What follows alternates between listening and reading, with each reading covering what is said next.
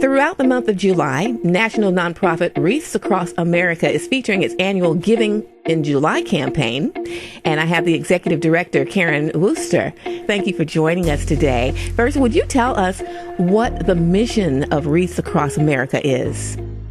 Well, Wreaths Across America has a mission to remember the fallen, honor those that serve, and most importantly, to teach the next generation, and I think remind this generation, the cost and the value of freedom. And we're most known for placing wreaths on veterans' graves in December during the holiday season. But our mission goes year round. And one of the things that we do most is share the stories of men and women that served, because that's the heart of this country. Their service and sacrifice allows us all to get up every day and argue politics and go about our business and everything else in a free country. And so we like to remind people of that. And we want to give the people a reason to love this country. And that is found in the stories and sacrifice of those men and women that serve. Absolutely. I came to know about your organization when my father was laid to rest. And I will speak as one who has actually seen what you do in December. I will speak to that and say that that was the most beautiful, the most somber, and the most thoughtful thing that you could do, to lay wreaths on the gravestones of those who have served our country. So could you talk to us about that particular day? Because it is across the country. Right. And Wreaths Across America is held annually on, I believe it's December 18th this year. I think it is. And we come together and, you speak about the laying of the wreaths and to remember. And it's so beautiful to remember. Well, we always ask if people say the names. We have a saying that we use that a person dies twice. The first time when their breath leaves their body, their heart starts beating. But the final time is when their name is spoken for the very last time. So as people place the wreaths, we ask that they say the name and keep those memories. And it's not just the memory of a statistic. We want them to do a little digging and find out about the person, research the person, make a personal connection. The person that's laying that wreath takes away as much as the family that sees the wreath there. They make a personal connection, and it really strikes home just what the cost of freedom is. And so we do that every year. And again, as you mentioned, even in July and different times of the year, we work with other organizations as well. And we do that because we would be disingenuous to have a mission, remember, on a teach and not work with other organizations that had like-minded missions. So we work with all sizes of 501c3s, from the Garrison East Foundation to somebody who may be in a little community trying to raise dollars for a guide dog, for a companion dog for a local soldier.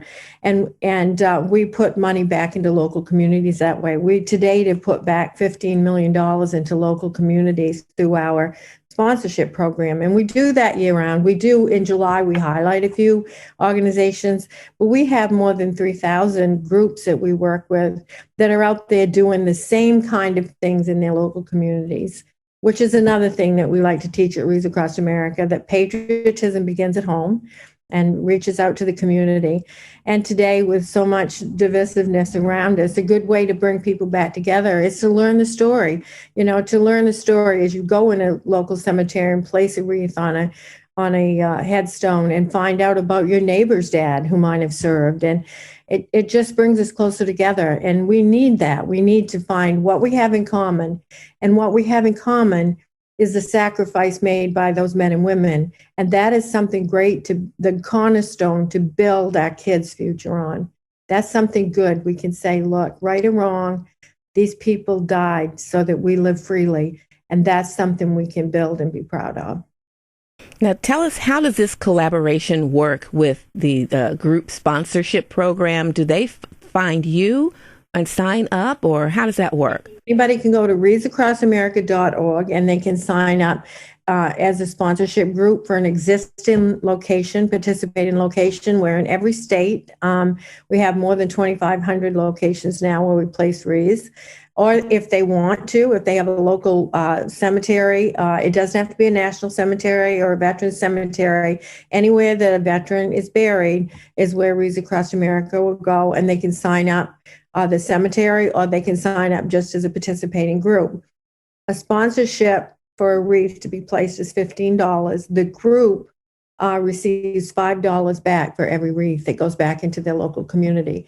And it serves us well as an organization and as local communities, because it ties us together. Although we're a national organization, we very much believe that it doesn't matter if the veteran is buried at Arlington or at the little church cemetery in a small community. They all served with the same heart and did it for the same purpose. So it brings us together and it helps lift us up. And we, especially during the terrible time of COVID, it helped a lot of those smaller organizations get by, because that's a tradition that people still care about. They really want to show that they do remember. And they also understand how important it is to embrace and honor those that serve and their families, and to teach the next generation.